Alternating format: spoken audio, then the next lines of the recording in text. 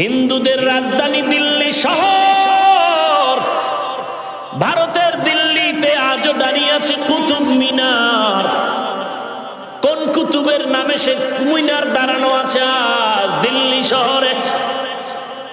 ওলি কামেল কুতুবুল আলম আল্লামা কুতুবউদ্দিন বখতিয়ার কাকির নামে কুতুব মিনার।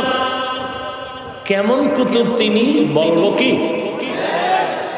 সামান্য সময় ইন্তেকালের আগে খাদেম রে বলে গেলেন, ও খাদেম, সময় বাকি নেই, ইন্তেকাল হয়ে যাবে, দুইটা ওসিয়ত করে যাই, পালন করবা। এক নাম্বার, ইন্তেকাল হওয়া মাত্র তাড়াতাড়ি কবরে জানাজা পড়ায় দাফন করবা।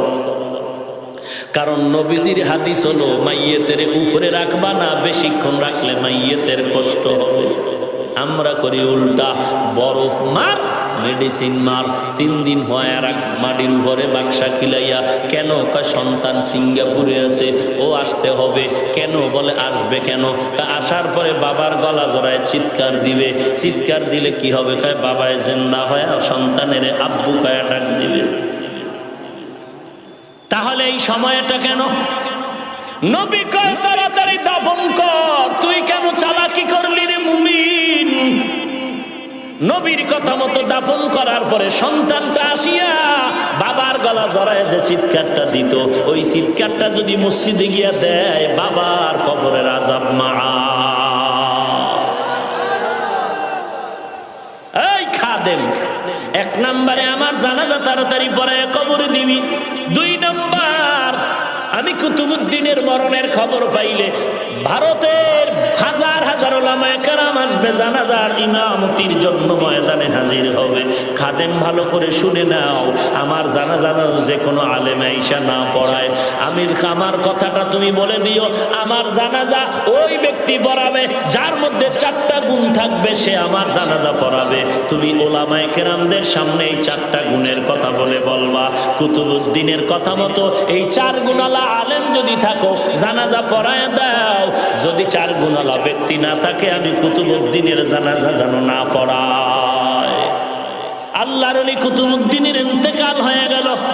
খাদেম ময়দানে লাশ হাজির করে ঘোষণা দিলেন যে মহাসমুদ্রের উলামায়ে কেরাম 1 নাম্বার ওসিয়ত করলেন আমাদের কুতুবউদ্দিন সাহেব, তাড়াতাড়ি জানাজা কমপ্লিট করে দাফন করো। 2 নাম্বার ওসিয়ত হলো, 4 গুণওয়ালা ব্যক্তি যদি থাকো, তাড়াতাড়ি জানাজার ইমামতি করে জানাজা পড়ায় দাও। 4 গুণওয়ালা ব্যক্তি যদি না থাকো, জানাজার সামনে আসবা না। 4 গুণের মধ্যে 1 নাম্বার গুণ হলো, যেই বান্দা জীবনে কোনদিন আসরের 4 রাকাত ফরজ নামাজের আগে আরো 4 রাকাত সুন্নাত আছে, যেগুলো পড়লে সওয়াব, না পড়লে গুনাহ নাই, জীবনেও ওই 4 রাকাত সুন্নাত কখনো ছাড়ে নাই। 1-2 মাস ধাক্কা দিয়ে নেওয়া যায়, জীবনেও আসরের 4 রাকাত ফরজ নামাজের আগে আরো 4 রাকাত সুন্নাত ছুটে নাই। ময়দান গেছে লবণের মতো দুর্বল। এই কি সম্ভব? এইভাবে কয় গুণ? ঘুমান এইভাবে কয় গুণ? 1 নাম্বার গুণ, জীবনেও আসরের 4 রাকাত ফরজ নামাজের আগে আরো 4 রাকাত সুন্নাত জীবনে ছুটে নাই। খাদেম একটা একটা করে 4টা গুণ বলেন আসেন। 4 গুণওয়ালা জানাজা পড়ায় দেন, ময়দানে আওয়াজ নাই। খাদেম আবার চিল্লায় বলেন আসেন, খবর নাই। আবার চিৎকার দিয়ে বলে আসেন, খবর নাই। এইবার খাদেম ডাক দিয়ে বলে, কেন কষ্ট দাও?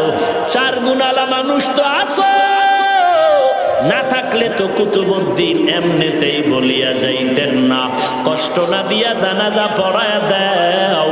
আল্লাহর বান্দা খাদেম যখন চিল্লায়া বলল, ময়দানের পেছন থেকে এক আল্লাহর গোলাম চিল্লায় আমাকে রাস্তা করে দাও, কুতুবউদ্দিনের কাছে যাওয়ার জায়গা দাও। সবাই তাকায় দেখে এক আল্লাহর বান্দা রুমাল দিয়া চেহারা ঢাকিয়া কান্না করতে করতে কুতুবউদ্দিনের কাছে যায়। সামনে গিয়া বলে, রে কুতুবউদ্দিন, এমন একটা সর্বনাশ করলি, আমার এই 4টা গুণের খবর আমার আল্লাহ আমার ছেলে মেয়ে স্ত্রীও জানে না। আমার এই 4 গুণের খবর আমার আল্লাহ জানে। আমার মাওলার সাথে কথা বলার পাসওয়ার্ড হলো এই 4 গুণ। আজকে এমন জায়গায় ঠেকায় দিলি, গোপন নাজা পড়ায় দিলাম। এমন ব্যক্তিটাকে ভারতের মধ্যে এই 4 গুণালা গুণ নিয়ে জানাজা পড়ায় দিলেন। ইতিহাস পড়ে দেখো, ভারতবর্ষের ইতিহাস। ওই বান্দা জংলার কোনো মনীষী না, কোনো সাধক না, পীরের কোনো খানকার নির্ধারিত কোনো পীর না। ওই বান্দা হলো ভারতের রাষ্ট্র পরিচালনাকারী একজন রাষ্ট্রনায়ক, শামসুদ্দিন আলতামাস রহমাতুল্লাহ আলাইহি। ইংলিশে তার ইতিহাসের পাতায় নাম আছে শামসুদ্দিন ইলতুৎমিশ রহমাতুল্লাহ আলাইহি। একদিকে ভারতের রাষ্ট্র পরিচালনা করে, অপরদিকে 4 রাকাত সুন্নাত ছাড়ে না। একদিকে রাষ্ট্র পরিচালনা করে, অপরদিকে জীবনে তাহাজ্জুদ চাজা হয় নাই। একদিকে রাষ্ট্র পরিচালনা করে, অপরদিকে জীবনে জিহ্বা দিয়া মিথ্যা কথা বলে নাই। একদিকে রাষ্ট্র পরিচালনা করে, অপরদিকে 2 চোখ দিয়া বেগানার দিকে কখনো তাকায় নাই।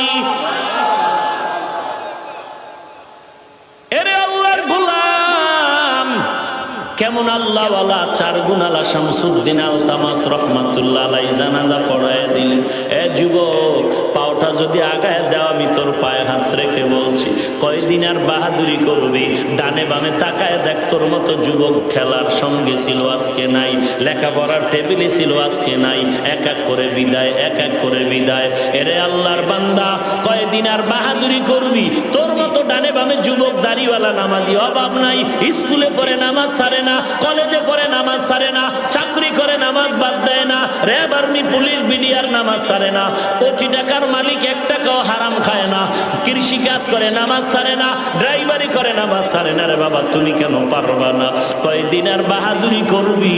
কত যুবক আইসা কান্না করে দোয়া চায়। এই আজকেও একজন আইসা কান্না করে দোয়া নিল, হুজুর বয়ান শুনিয়া দাড়িটা লম্বা করছি, আমার মতো জাহান্নামের আসামি এই জমিনে আর কেউ ছিল না। এমন কোন গুনাহ নাই যে গুনাহ আমি আর কোসারি নাই। আজকে আল্লাহ আমাকে হেদায়েতের দরজায় নিয়ে আসেন, একটু মাথায় হাত দিয়া দোয়া করে দেন, আর যেন গুনাহের কাছে না যাই। কারণ গুনাহের কারণে যে আযাবের কথা আপনারা কোরআন দিয়া বলছেন, ওই কবরে জাহান্নামের আগুন 1 সেকেন্ডের জন্য সহ্য করতে পারবো না। এর থেকে আরো ভয়াবহ হালাত হবে হাসরের ময়দান। ওই সূর্যটা মাথার উপরে চলে আসবে, সূর্যের তাপে জমিনটা তামা, গুনাহগারের মাথার মগজগুলো টাস টাস করে ফেটে যাবে। ওদিকে জাহান্নামের আওয়াজ, আয় আল্লাহ গুনাহগার গুলো তাড়াতাড়ি আমার ভেতরে দিয়া দাও। একদিকে আমার আল্লাহ রাগান্বিত আওয়াজ নিয়ে বলবেন, আমতাজুল ইয়াউমা আইয়ুহাল মুজরিমুন। আল্লাহ তাআলা বলবেন, এরে গুনাহগারের দল, তোমরা নেককারদের থেকে আলাদা হয়ে যাও। এরে নবীর উম্মত, আল্লাহর কাছে চোখের পানি ছেড়ে কান্না করো। মা বাবা তোমার নাই, কবর থেকে দোয়া চায়। ও এতিম সন্তান, আমার নবীও দুনিয়াতে বড় এতিম, এরপরও তায়েফের ময়দানে কত রক্ত ঝরাইলেন দিনের জন্য। আজকে তোমার চোখে কেন পানি নাই? একমাত্র কারণ গুনার কারণে তোমার আমার দিলটা পাথরের মতো শক্ত হয়ে গেল। আল্লাহর কাছে মাথাটা নত করে বলো, আল্লাহ এই ময়দানে আমার মতো গুনাহগার কেউ নাই। আজকে তওবার দরজায় ফিরতে চাই, তুমি তৌফিক দাও। আর জীবনে গুনাহের কাছে যাব না, নামাজ ছাড়বো না, বেপরদায় চলবো না। ও আল্লাহ, তওবা করার মতো তৌফিক দাও, তওবার উপরে মজবুত হয়ে চলার মতো তৌফিক দান করো। আয় আল্লাহ, কান্নাওয়ালা চক্ষু দান করো। আল্লাহর কাছে বান্দা যখন চোখের পানি ছেড়ে তওবার নিয়ত করে, আল্লাহ তাআলা রহমতের বিনিময়ে তার জীবনের সব গুনাহগুলো মাফ করে দেয়। আল্লাহর কাছে কান্না করো, না আসলে নবী বলেন কান্নার বাহানা করে ক্ষমা চাও। ও আল্লাহ, তুমি মাফ করে দাও।